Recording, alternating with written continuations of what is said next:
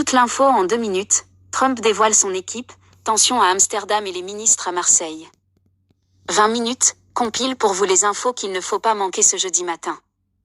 Vous avez manqué les infos de ce début de matinée? On vous a concocté un récap pour vous aider à y voir plus clair. Trump promeut sa stratège et annonce déjà qu'il reprendra le contact avec Poutine. 2 jours après son élection, Donald Trump a annoncé que Suzy Will, discrète architecte de sa campagne, deviendrait sa chef de cabinet à la Maison-Blanche.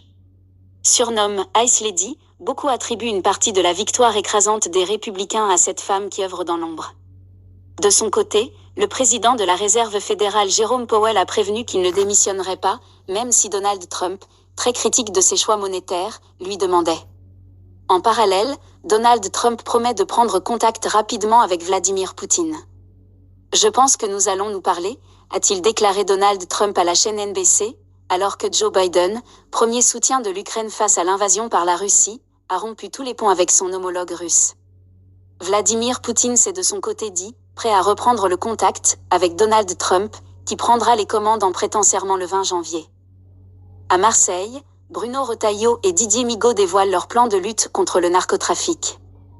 Ce vendredi, les ministres Bruno Retailleau, en charge de l'Intérieur, et Didier Migaud, ministre de la Justice, sont à Marseille pour présenter de nouvelles mesures destinées à intensifier la lutte contre le narcotrafic.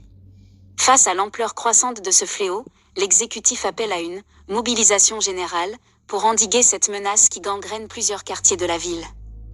Marseille, ville symbole de cette guerre de territoire violente entre gangs rivaux, devrait être le lieu d'annonce d'un plan pour combattre la criminalité organisée et restaurer l'ordre public. Des supporters israéliens pris à partie, Netanyahou envoie des avions. Des heurts ont éclaté dans la nuit de jeudi à vendredi à Amsterdam à la suite d'un match de Ligue Europa entre l'Ajax et le Maccabi Tel Aviv. Déployée massivement dans la journée pour cette rencontre, la police d'Amsterdam a indiqué avoir procédé à 57 arrestations à l'occasion de plusieurs incidents en marge du match de football, sans donner de détails sur les faits. Les autorités israéliennes ont réagi très vivement, le Premier ministre, Benjamin Netanyahou, disant considérer l'effroyable incident avec la plus grande gravité et le considérant comme attaque antisémite préméditée.